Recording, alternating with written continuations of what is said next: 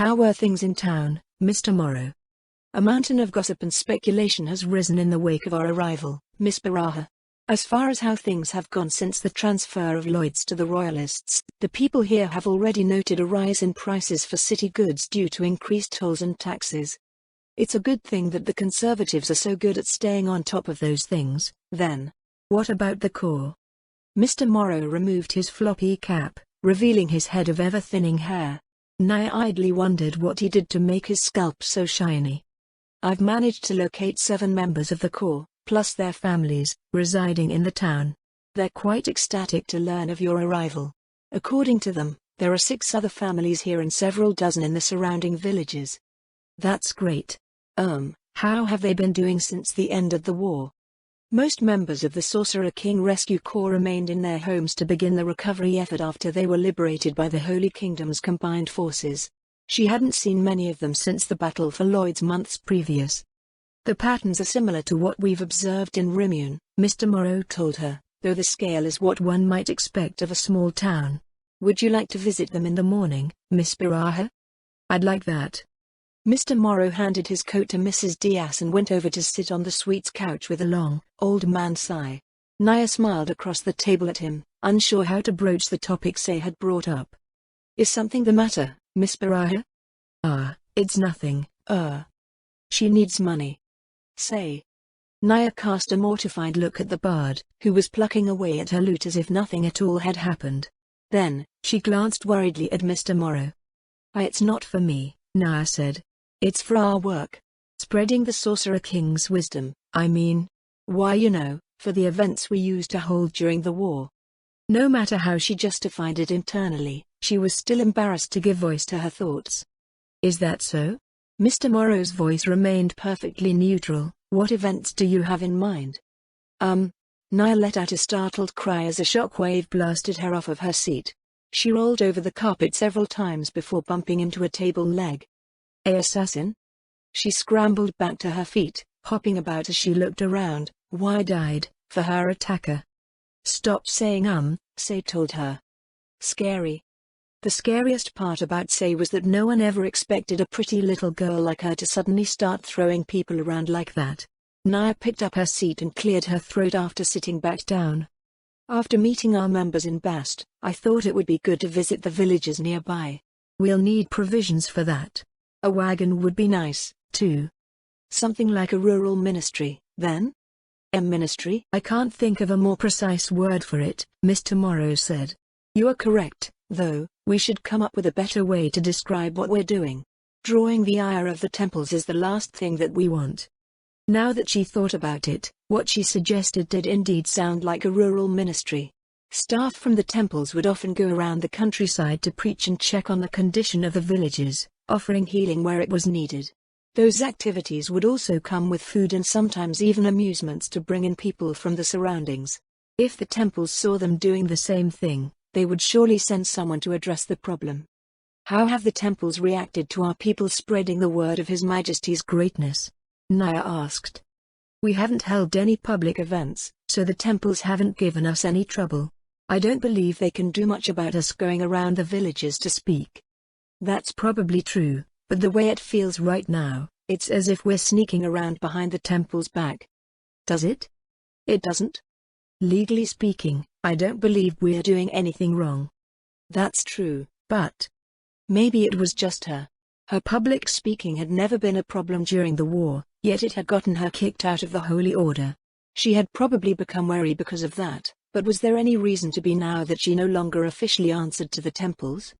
Let's see what happens, Naya said. We just need to make sure that no one confuses our events for religious services.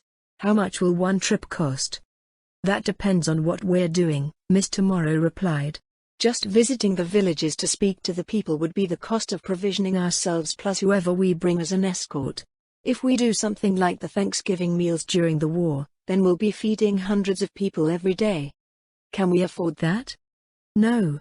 Donations from the organization's members in the area would amount to a small soup kitchen, at best. Raising funds in Rimune will get us much farther. Is that all right? I don't want to impose on our people. Donations are donations, Miss Baraha, Mr. Morrow told her. They are given of one's own free will to a cause that one believes is just. Our people contribute in what way they can, believing in the Sorcerer King's justice. Was that how everyone saw it? If so, she was just being stupid all along. As someone who was touched by the Sorcerer King's greatness, she would do everything that she could to spread the word of His Majesty. Why did she think she was the only one that those feelings applied to? In that case, Naya said, we should do as much as we can. Countless people in the north are suffering under the injustices of royalist rule, including many of our members. Just make sure they know what their donations are for. Certainly. What about volunteers? Volunteers, huh? Conditions on the royalist side are really terrible, so I don't think we'll have any shortage of volunteers from there. Who do you think would come from around Rimune? If things are as you mentioned, I would limit volunteers to members of the guard unit. How many members are in Rimum? Perhaps 1,000? I believe most would want to put their training to use. The Sorcerer King Rescue Corps Guard unit consisted of warriors who had been through extra intense training under her during the war and served as the Sorcerer King's honor guard. If she brought them to Bast, they could move with more freedom along the border. Maybe she would even be able to speak in royalist lands without being harassed, not that what she was doing was illegal in the first place. It would be great if they came, Naya nodded. I'll speak with the nobles about it in the morning. Then, I will head back to Rimune once the ships are ready to set sail. Please ensure that our people have accommodations when they arrive. When do you think they'll get here? Bast wasn't ready to deal with so much cargo, so the first galleon should take another day or so to finish offloading. I would say that the volunteers will begin to arrive in a week from today, at the earliest. I'll make sure we have a place ready by then. Naya retired to her bedroom, intent on an early start the following morning, but she was too excited to fall asleep. She rolled around for a bit thinking of what she would do in the coming weeks, then stopped to look at Sei, who was lying down on a couch. There's enough room on the bed for both of us, Naya said. I know. Then, no. You're a clingy sleeper. The last time, I thought you would squeeze something out of me. Humph. You never minded when I did that. The following morning, she went to the manor hall to join the nobles for breakfast. They were engrossed in their discussion, so Naya simply slipped into her seat on the side. You all seem very excited, she said. Ah, Miss Baraha, Lord Aston nodded in greeting. Good morning. We were just discussing our infrastructure issues. Where's the lovely Miss Sei? She snuck out to take a look at the markets, Naya replied. I heard the port was understaffed. It may seem that way currently, but it was adequately staffed for the town's usual activities. If half of Lloyd's prefecture is going to come through here, however. The main issue is that it should be temporary, another nobleman said. Hopefully, before long, things will be back to normal and freight will go through Lloyd's again, so an investment in port expansion will take a long time to pay off and maintaining the extra facilities will be a burden rather than a boon. That is a problem, Naya said. Is there any way to make up for it? Well, the most promising solution is to lease the extra berths to the Navy once the fleets are rebuilt. A naval station would work even better, Lord Lugo said. I'm sure the citizens would appreciate the business that it brings, Lord Aston said, but it doesn't make sense this close to Lloyd's. A dry dock would probably be more feasible. The cities never like it when their waterfronts are occupied by idle vessels undergoing repairs, while towns like Bast have plenty of space and would welcome the resulting revenues. We have plenty of timber nearby, so it makes little economic sense to waste time and energy shipping it elsewhere indefinitely. The gathered nobleman nodded in agreement. Naya wasn't sure whether it made sense or not. She knew very little about ships and ports despite living in a markedly maritime kingdom. You are all pretty forward-thinking. Rather than forward-thinking, Lord Aston said, isn't it just normal? If there is a problem, then there are several solutions that can be implemented. I understand that many people have some strange perceptions of the nobility, but being a noble is a vocation much like any other. More boring than any other, I say, Lord Lugo leaned in. We go from village to village in endless circles, doing paperwork until our brains leak out of our ears. Or mediating the most inane disputes imaginable, another scion said, like a tenant demanding reparations for their neighbor's lanker snatching tufts of grass through the border fence. It's not that boring, Lord Aston gave the other nobles a disapproving look. Don't mind these fellows, Miss Baraha, they've been sent along with you precisely because they're ruffians who would rather be fighting brigands or pirates, Lord Lugo said. In fact, I have an officer's commission waiting for me when the fleet comes in. See what I mean? Lord Aston smirked. Rest assured, the administration of these lands is in less itchy hands. Even upon their introduction, Naya had thought that Lord Lugo and the others felt different somehow. She supposed they were the type that relished their time in the Royal Army and terrorized the rank and file with their endless energy. I think Duke Debo and I was right to send them over, Naya said. The Royalists have been acting like thugs, so if we don't stand firm, they'll walk all over us. Strength is required to uphold our justice, lest injustice is forced upon us. Well said, Miss Baraha. Lord Lugo tapped his goblet on the table. See? She gets it. It's still hard to believe that they would stoop to the tactics you described, Lord Aston said. I couldn't believe it myself, Naya shook her head. And while I was wrestling with that disbelief, the Royalists set fire to my new home and butchered Mr. Lauser and his closest subordinates. A grim silence fell over the table. Hopefully, Lord Lugo and the other Scions responsible for security wouldn't make the same mistake that she did. Speaking of strength, Naya said, is there any way land can be set aside for volunteers and refugees that arrive? We'll already see people coming from the city once they learn we need more labor for the docks, but we'll also have people who want to help push the Royalists out of their homes. You say push, Lord Aston said, but it's not as if we can resort to violence without legal justification. Any aggression of the sort you seem to be suggesting will instantly put us in the wrong. But travel back and forth isn't restricted, right? The Royalists will definitely harass anyone they think is trying to come over to our side. They may also allow debtors to enter our lands to justify sending armsmen to collect them, which would be highly disruptive to the citizens' everyday lives. We need to be able to defend our people, even if they are on Royalist lands. To uphold justice for one group and not the other is in itself unjust. I'm not very keen on sticking our noses into Royalist business at this juncture, Lord Aston said, but we could negotiate payment schedules for debtors. It's not as if there isn't an abundance of work to be had. Mr. Lauser proposed the same thing, Naya replied. I was in the company sent to open negotiations with the Royalists and the Royalists assassinated Mr. Lauser while he was still awaiting their response. Lord Aston's face twisted in disgust, as did the expressions of every other Scion at the table. If what you require is a camp to base people out of, Lord Aston said, shipyards all over the country have fully come to life and they are ravenous for timber. There are plenty of undeveloped clearances along the edge of the forest that only require a little bit of work to make livable. In addition to the Navy needing to rebuild, a good portion of the trade fleet would be putting in for repairs once it arrived. She wasn't sure what would happen when they found out the ships that were supposed to replace those undergoing maintenance were all destroyed during the war, but it was sure to be a hectic time. That will be fine, Lord Aston, Naya said. If there's demand for timber, would it be a good idea to encourage more laborers to come from the east? Equipment is more of an issue than men, Lord Aston replied. We could clear the entire northern coast in short order if we had the iron for tools, but, alas. Surely, attempts have been made to trade with Riestais. It's not as easy as just saying so, Lord Aston said. Trade is not some magical process where goods conveniently appear if there is a demand for them. Before the war, Riestais's food situation was dire and all of their industries are still affected as a result.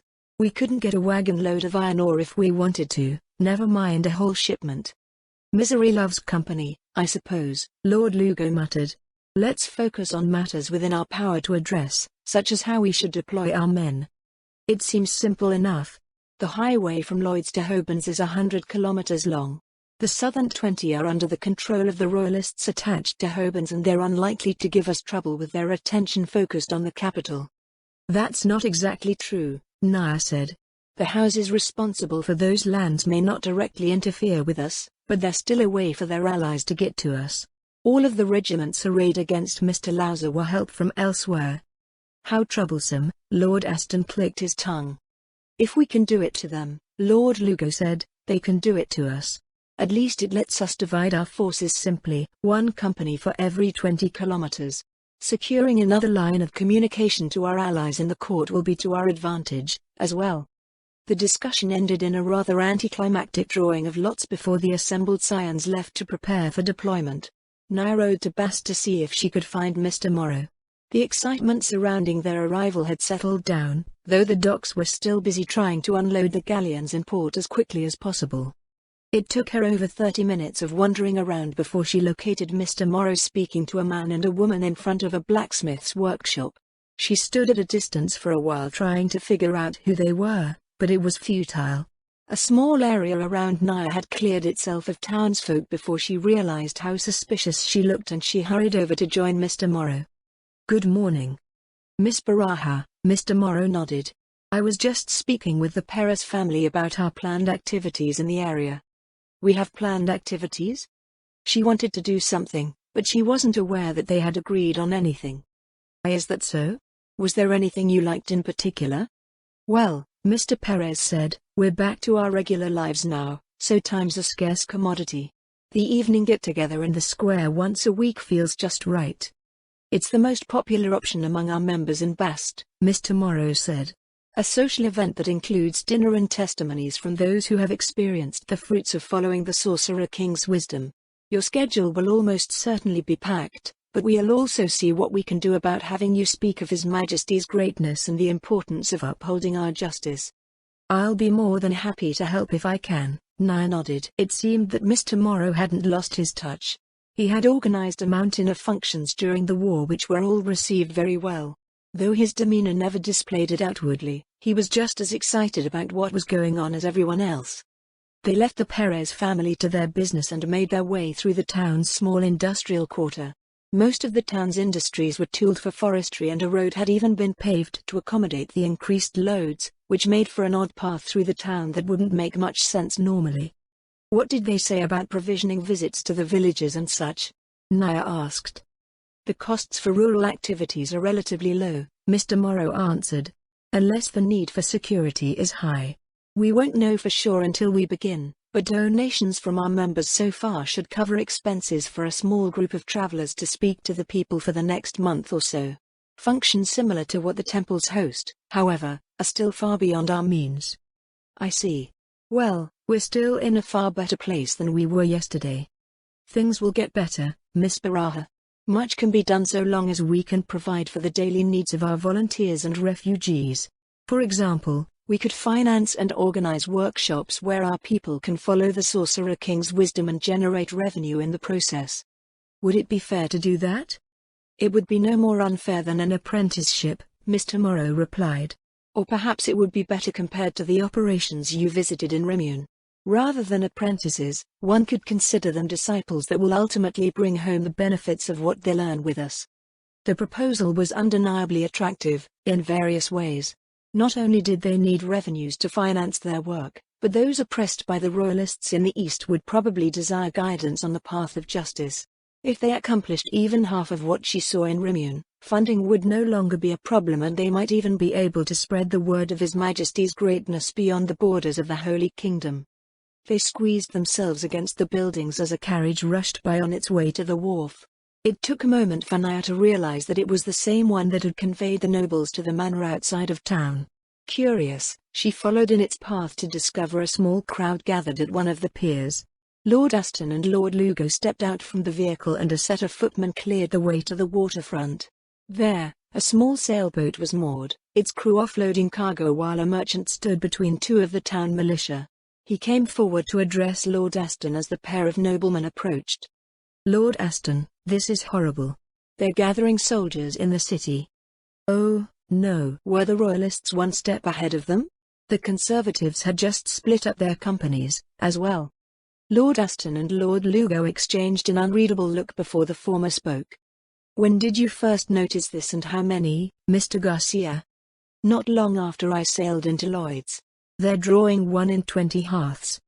"1 in weight, what?" Lord Aston furrowed his brow in confusion. "The Royalists may have assumed management of half of the prefecture, but they have no right to conscript soldiers." "The people I spoke to said that the nobles said that the Holy King said it," Mr. Garcia said. "A royal decree?" Lord Lugo glanced to the east. "But we weren't informed of any such thing." "And for what?" "They don't know. All they know is they gotta go, and they're going to the Great Wall." The nobles there have men enforcing the Holy King's command. A deathly silence fell over the crowd as the specter of a past they thought buried appeared to haunt them once again. If the crown needed soldiers for the wall, there were few explanations as to why that might be. But the Sorceress Kingdom wouldn't attack us. Does that mean the campaign for the Rinclusa Valley failed and we're facing retaliation from whoever lives there? There had been a lot of publicity about the push to expand the country's borders and secure critical resources. Without any information about what was going on out there, however, Naya could only guess at what was happening. She squeezed her way to the front of the crowd. Several footmen moved to bar her approach, but Lord Aston ordered them to stand down. "Join us," he said. "I will continue my work in the town, Miss Baraha," Mr. Morrow said. Naya nodded to Mr. Morrow before falling into step behind Lord Aston and Lord Lugo. They boarded his carriage and Lord Aston released a long sigh after the footman shut the doors. "I can't say I ever expected a complication like this." "A ruse?" Lord Lugo suggested. "To what end?" Lord Aston frowned. "Masking troop movements, perhaps." "Even without this," Lord Aston said, "they could muster troops in a field one day east of the city and we'd have no clue about it. I'm afraid that it may just be the truth." The steady drumming of Lord Lugo's fingers on his armrest competed with the sound of the rumbling carriage. "Shouldn't we have heard something about it?" "We should have," Lord Aston said. "Except that this information would have travelled up the highway from Hobens to Lloyd's." "No. Yes. This is ridiculous," Lord Lugo shouted. "Are you implying that the Royalists are spiting us by not delivering a royal decree?" "Quite childish," Lord Aston said, "but it's also a good way to get us in trouble or at least make us look slow." Lord Lugo's scoff more than adequately reflected both his and Naya's disbelief. How could anyone in their right mind play around with matters critical to national defense? "So, 1 in 20 hearths, that's 250,000 soldiers if the statistics are accurate. Assuming this decree is even true." "I believe that is part of the ploy," Lord Aston said. "We'll be delayed by about a week sending a courier back and forth from Hobens to confirm the order, then we'll be further delayed chasing our quota." "I guess I have to let my people know, as well," Naya said. "How will this affect our plans?" "It will affect them plenty," Lord Aston said. "We're effectively paralyzed. Our time and energy will be spent carrying out the royal decree and we don't dare start a domestic dispute with a looming external threat. This will give the Royalists ample opportunity to entrench themselves in Lloyd's. The timing of this decree works so heavily in their favor that I find everything about it suspect." "At least the Royalists won't be able to make any moves, either," Lord Lugo said. "We'll be staring at one another across the border for the next little while." Next little while was a gross understatement. The mobilization would probably take months to complete and they had no idea when the threat would abate. Meanwhile, over half of the North would continue to be crushed by Royalist rule. And that was unacceptable. With or without the help of the Conservatives' vanguard, change needed to come as quickly as possible. After seeing Mr. Morrow off, Naya made sure the ranchers who had arrived fresh from Hacienda Santiago were aware of their responsibilities as they escorted supplies from the port back to their home. News of the conscription order had by then become widespread, casting a pall over the whole town as families wondered whose loved ones would be sent to the Great Wall. And, inevitably, the question that she feared would be asked finally arose. Is it right for us to be sent to war when we just finished fighting one a few months ago? Mr. Perez asked that same evening. You can still see signs of the devastation left behind everywhere. Naya sat stiffly in her seat at one of the tables in Bast Sloane Tavern. Several of the families had invited her out for dinner, so she thought it would be a good opportunity to mingle with fellow followers of the Sorcerer King. I heard about it today just like everyone else, she said, but we didn't get any details about it. So you're saying it depends? Of course. If we're being invaded again, I don't think the invaders would care very much about whether we think it's fair or not. We don't possess the supreme might of His Majesty the Sorcerer King, so we should marshal our strength as humans to face them. Once Yeldabaoth and his strongest subordinates were out of the way, it was actually pretty easy for the combined forces of the Holy Kingdom to get rid of the remaining demi-human invaders.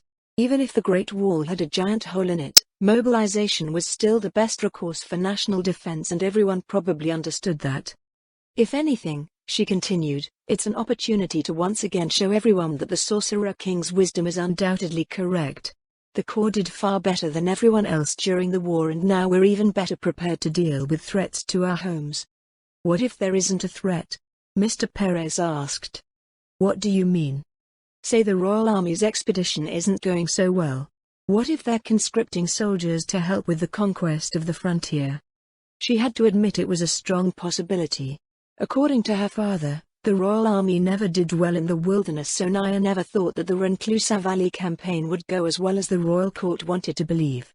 Conversely, the need for more soldiers could also mean that they were doing well and needed more infantry to maintain the security of the new lands. "If they're conscripting soldiers to prolong an offensive war," Naya said, "then they would have to give a suitable justification for it. I don't think the Royal Court would do anything unreasonable." It was probably a small comfort to those families whose loved ones were chosen to serve in the Royal Army, but conscription was also an everyday possibility for the people of the Holy Kingdom. She was honestly more worried about those left behind, as soldiers in the army were at least provided for by the crown, while those hammered into weakness and despair by royalist policies were left to starve in the streets. Another family entered the tavern, joining Naya and the others at their table. As with the others, their expressions were a mix of elation at being able to get together with her and worry over recent developments. Naya sipped quietly on her ale after greeting them, trying to figure out how to break up the tentative atmosphere. "Mr. Morrow said you'd be visiting the villages around the town," one of the newcomers, a tall man by the name of Ander Ruiz, said. Yes, I thought it'd be best to start small." Naya looked up from her drink. "Is there anything I should know about the area?" "It's nothing too special, I think," Mr. Ruiz said. "Though it might be hard getting to some places." "How did you plan on getting around, Miss Baraha?" "I didn't have anything fancy planned," Naya replied. "Just a wagon to carry provisions for myself and everyone traveling with me. I'm actually worried that my timing might be bad with the harvest coming and everything else." That might be true for the farms, but there are fishing and timber villages out there that keep the same schedule year-round. Could always visit the towns, too, maybe even Lloyd's. "Would that be safe?" The men and women around the table frowned at her question. "What do you mean by that, Miss Baraha?" Mr. Ruiz asked. It's just something I've noticed with how people behave under royalist policies," Naya answered. "That includes the royalists themselves. People seem to lose sight of who they are, they become obsessed with certain things and their entire lives start to revolve around them. It's pretty scary, to be honest. When I was still living in Hobans, I never even realized I was getting like that." "Are they being possessed by demons?" Probably not, but it's really unsettling. Because of that, I'm the most worried about our people in the East. It's something that slowly happens, so I'd like to do something about it while I can." One of the tavern's waitresses came by to deliver bowls filled with steaming fish stew. A basket of fresh rolls was placed at the center of the table. Naya waited while everyone reached out to take their share. "We haven't heard of anything like that yet," Mr. Perez said, "though we haven't been out of town since the end of the war." "I thought the Holy King's policies were for the good of the country," Mr. Ruiz added. "The gods know they've been working out fine with us." "The difference is probably in implementation," Naya said. "The nobles in the West are doing what they can to fulfill the royal court's policy goals, but they're also regulating behaviors that we'd normally consider undesirable. Meanwhile, the nobles in the East are doing everything that they can to pursue those same policy goals, including pushing people into behaviors that they think will achieve the country's economic objectives faster." A few of the people at the table exchanged glances with one another. "Does that mean that they're bad?" Mr. Ruiz asked. "It would be easier to say yes," Naya answered, "but things are probably more complicated than that. The royalists only seem to act aggressively when something gets in their way within their jurisdictions. They themselves may only see their actions as necessary because of what I mentioned just now, but even good intentions may lead to evil outcomes." While she couldn't forgive the royalists for doing what they did to Mr. Lauser and his people, the conservatives asserted that nothing even remotely similar had happened between themselves and their rivals. If anything, things were strictly cordial and everyone respected one another's space. Duke de Bonai speculated that the nature of Mr. Lauser's territory, with its frontier-like status, had set the stage for the incident. Los Ganaderos were little more than supertenants and the royalists who dealt with them perceived their relationship as one of mutual obligation. Mr. Lauser thought that dealing with both factions equally would demonstrate his intent to remain neutral in their conflict, but the nobles saw him as a double-dealing villano instead. Shouldn't the temples be doing something about those evil outcomes? Mr. Perez asked. I can't imagine them turning a blind eye to it. Why isn't the Holy Order being dispatched to deal with the problems? Because they're short-staffed, Naya answered. Thousands of priests and clerics were killed during the war, and the Holy Order only has 50 paladins left to spread across the north and the south. The temples always support the Holy King, and the royalists explain everything that they're doing as upholding the royal court's policies. Anything bad that happens is just reported as law enforcement or policy-related regulation by the royalists' men, and that's the only thing that the temples see because they can't have a presence everywhere anymore. Since you mentioned the temples, Mr. Ruiz said, why was all of the north given over to the southern nobles to manage? At least a third of the land belongs to the Northern Patriarchate, doesn't it? It was something that the temples agreed on, Naya replied. They recognized that the nobles would be better suited to managing the North's economic recovery, plus they had people available.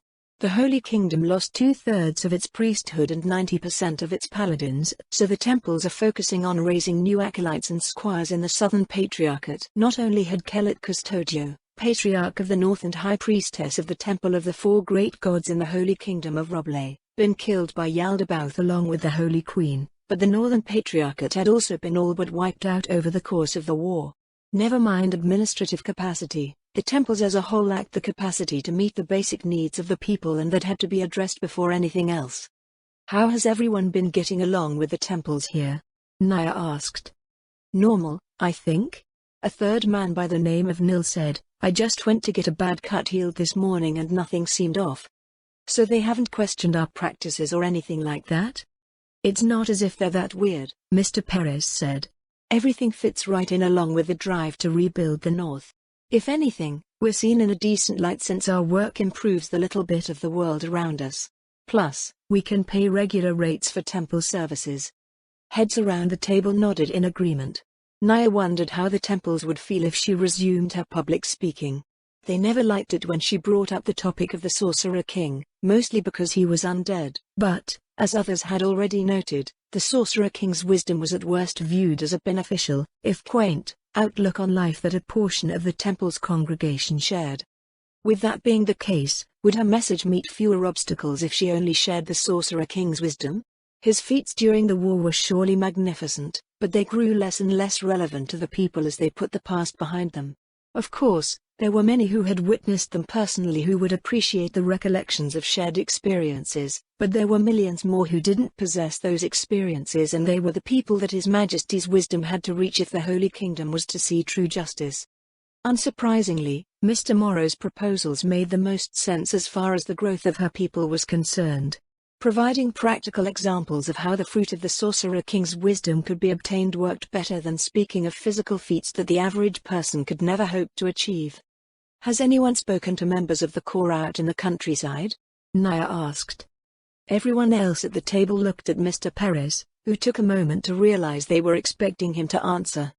Oh, all sorts of people come in for equipment and repairs and such.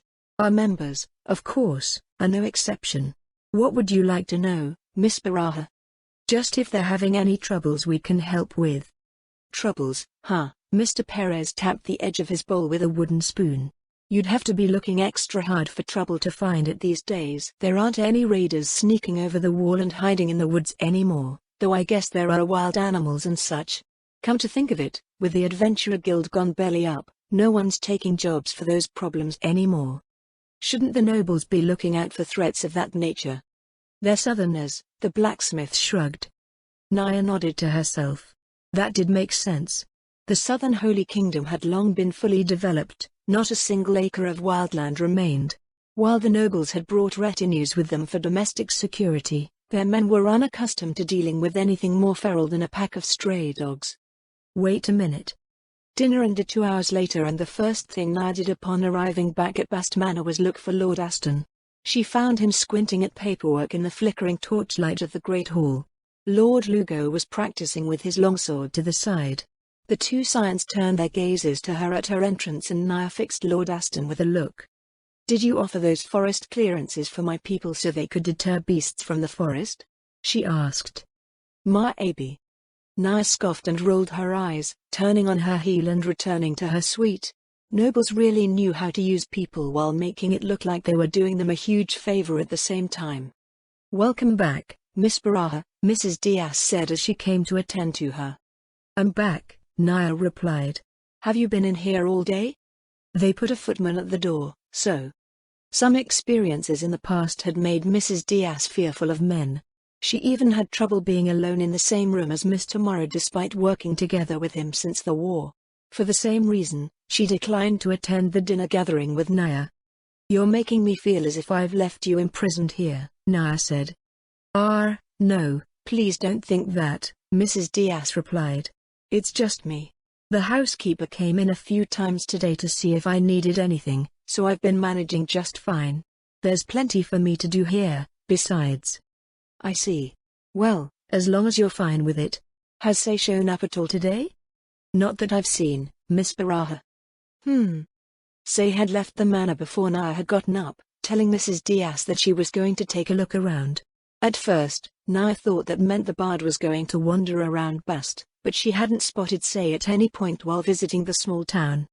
The next morning, Naya found her arms and legs wrapped around something warm. She opened her eyes to find Say staring right back at her with a displeased expression. "You are?" Naya rolled off of her bed with a thump. Say's voice came down from on high. "We're going to Lloyd's." Lloyd's? What? Let's go." Her shirt and pants landed on her. After a moment, Say's arm reached over the edge of the bed and snatched them back.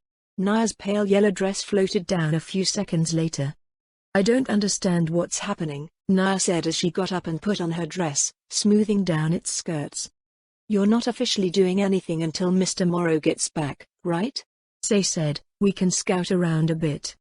"Scout, but is it safe?" "I went there yesterday, it's safe enough. Besides, it's not as if people recognize you on sight. We're just a random young woman and a girl to most." She could only envy how confident Say was in her rationale. Naya would always second-guess herself even when things made clear logical sense. "Miss Baraha, what was that? Oh, I wasn't aware that Miss Say had returned. And that's a wonderful dress, Miss Baraha." Mrs. Diaz beamed brightly at the sight of Naya in her dress. Naya froze as the woman came over to inspect her. "I got it for my 13th birthday, she said. "It doesn't quite fit anymore." I can see that." Mrs. Diaz frowned as she plucked and pulled on various parts of Naya's clothing. "If you'd like, I can alter this to fit you properly." "Is that possible?" "Of course." Mrs. Diaz's smile returned. "It's perfectly normal to make alterations to an old outfit as one grows up. Most people only have one festival dress, after all. I'll ask the housekeeper if they have any materials that we can use." "Alterations will have to wait for now," Say said. "She's going to Lloyd's today and that." "Lloyd's? Oh, but you'll look so much better once we fix up your dress." "You can still prepare for the alterations," Say told Mrs. Diaz, "but the way it is right now is better for our trip." Both Naya and Mrs. Diaz turned confused looks at the bard. "A woman in a nice dress that's perfectly tailored to fit will draw eyes toward her," Say explained. "A woman in an old dress becomes mostly invisible to casual observation." Naya looked down at her dress. The bard made it sound as if old clothes turned into magic items. "In that case," Mrs. Diaz said, "what about you, Miss Say?" "I don't attract notice unless I want to. What were you thinking of adding to Naya's dress, anyway?" A long discussion ensued over how her dress would be upgraded. Naya wasn't allowed to have any say in it, but she was still exhausted by the time she and Say left her room. "Before we go," Naya said, "I have to stop by and speak with Lord Aston." "Did something happen yesterday?" "I asked for a place where my people could stay when they got here," Naya replied. "He made an offer that I happily accepted, but it turned out that I didn't fully consider the implications of the deal." They found Lord Aston once again in the manor hall having breakfast with Lord Lugo. Two footmen stopped her at the entrance and Lord Lugo furrowed his brow at her mid-drink. Naya frowned at the halberds crossed in front of her, which only seemed to cause the footman to tense. Say reached into the bag on Naya's hip, fishing out her domino mask and holding it over Naya's eyes. The footman stumbled backwards in surprise and Lord Aston went into a fit of coughing. Apologies, Miss Baraha, Lord Aston croaked. I don't believe I've seen you without your mask on before. Lord Lugo burst into laughter. Naya felt a blush creep onto her cheeks. She really had become the faceless one. Would you like to join us for breakfast? No, thank you, Naya replied. We have a long day ahead of us. I just came to address the thing I brought up last night. The thing? Ah, you mean that. Very well, what is your proposal? If you and the other administrators in the area want my people to secure the borders of the forest, then we reserve the right to hunt and forage on that land as foresters in the Northwood. Also, if any problems appear that would otherwise require adventurers to deal with, a successful takedown will be awarded an amount equivalent to an Adventurer Guild commission of that difficulty. Will there be things that require adventurers to handle? Lord Aston frowned. My father always said that there's no such thing as unclaimed territory, Naya said. Everything is something's territory, whether we acknowledge it or not. She hoped she didn't come off as too demanding. Lord Aston fell silent with a calculating look while Lord Lugo just stared at her. Naya resisted the urge to smooth down her skirts as she awaited Lord Aston's response. Can your men be called upon if threats present themselves elsewhere? Lord Aston asked, from the sea, for example. That would depend on the threat, Naya answered. We don't have ships like the Royal Navy does, after all. If something comes ashore that our people are capable of dealing with, we'll see what we can do. In that case, Lord Aston said, so long as they pay taxes as foresters would and accept requests for provisioning by local authorities, I see no problem with it. I'll draft a contract for review later today. Ah, I'll be traveling to Lloyd's today, Naya said. I'll be back before my men arrive, though. Is that wise? Lord Lugo said, the Royalists may act against you if they realize who you are. Considering that no one recognized me just now, I think I'll be safe enough. Furthermore, she didn't think that the Royalists would have anyone on hand who could detain both her and Say if it came down to it, which she hoped it wouldn't. On their way out of the manor to the town, they stopped at the meadow below the road that served as a camp for her men. Most had departed to help with supply runs to Hacienda Santiago, leaving 24 to serve as Naya's escort if she required it and also as couriers if needed. Carlos Lieutenant Gomez walked out to greet them as they came in. Miss Baraha, he tipped his wide-brimmed hat. Miss Say. Bored yet? Naya asked. First set of wagons are about to make their first round trip, Gomez replied. We haven't gotten word about any trouble, so I'd say it hasn't been too exciting. I'm praying it stays that way, Naya said. I've negotiated some extra work for those who are interested. Oh? What's that? They need foresters to patrol the clearances along the slopes to the north. So like patrolling the fringes of the Kingswood, keeping beasts at bay and such? Naya nodded. It's a temporary position, but you'll have foresters' rights, and foresters' taxes, and receive a bonus for taking down things that would normally need adventurers. The nobles also want to be able to request provisioning, like deer or boar for feasts while they're holding court. Sounds simple enough, Gomez said. I'm sure plenty of the boys will put some time in. They'll get to hone their skills and make some coin along the way. How many of us do you want on this patrol? I don't want to disrupt the Hacienda's operations with this, so maybe it can be something like a hunting trip for people waiting between shipments. The volunteers coming from the west will be staying out there and assuming patrol duties once they get settled, but it sounds like the nobles want us to patrol the entire tree line. We'll figure it out along the way, then. Anything else, Miss Baraha? One more thing. Say and I will be visiting Lloyd's while we wait for the volunteers from the court to arrive. Can you help get any members that arrive before we get back situated? They can stay with you guys until there are enough for a proper camp of their own. Sure thing. Need your horses? We're fine, Say said. Walking is faster. She breathed a sigh of relief once they made their way back up to the road leading to Bast. What was that sigh for? Say asked. I don't know, Naya answered. I guess I thought I'd have more trouble dealing with all of that. I think you did a good job, Say said. You're definitely a lot better than when you first started leading the ranches. Do you think so? You're showing a lot more confidence and you're not making as many mistakes as before. That exchange with the nobles just now was really good, by the way. Naya looked over her shoulder at the roof of the manor disappearing behind the trees. She couldn't recall saying anything particularly ingenious. At the risk of sounding stupid, what did I do? You placed any responsibility for your people's actions along the clearances squarely on Lord Aston's shoulders. Also, you scared him without resorting to anything that might be considered an open or even veiled threat. How? Isn't the Holy Order supposed to know Holy Kingdom law? Say glanced at her. Yes, but I have so many things filling my head right now that I can't figure out what angle you're playing with this. Those hills and mountains are Crown land, aren't they? Naya's face screwed up into several different expressions in quick succession. Oh. It was logic that anyone who lived in a kingdom could follow. Lord Aston and his fellow administrators had been assigned to manage specific fiefs. They were technically acting outside of their jurisdictions by clearing the forests in the hills and mountains along the northern coast. The Crown was probably turning a blind eye to it because everyone desperately needed timber, but that didn't mean that Lord Aston was allowed to grant rights on Crown land. As Say asserted, if Naya's people were charged with poaching or trespassing, responsibility would land squarely on Lord Aston and his fellow nobles' shoulders, but while that was true, it probably also wouldn't happen. Then how did I scare them? You marketed your people as if they were adventurers. Now those guys think that you have thousands of people as strong as adventurers following you. But most adventurers aren't that strong, Naya said. Most people in the Holy Kingdom are as strong as a copper or low iron rank adventurer. Plus, we wouldn't restrict ourselves to those tiny teams that adventurers form.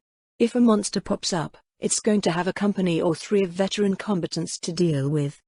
After the war, she estimated that at least half of the Sorcerer King Rescue Corps Guard unit was about as strong as a silver rank adventurer. Still, that wasn't a big deal in the grand scheme of things. The nobles had plenty of knights and professional armsmen that were about that strong, as well. It's like we discussed before, right? Say said, nobles put people into boxes. People are soldiers, farmers, blacksmiths, or whatever else the nobles decide they are. Adventurers are monster hunters, so you basically told them you have 1,000 monster hunters on the way here. That's stupid. The bard's only response was a shrug and a smile.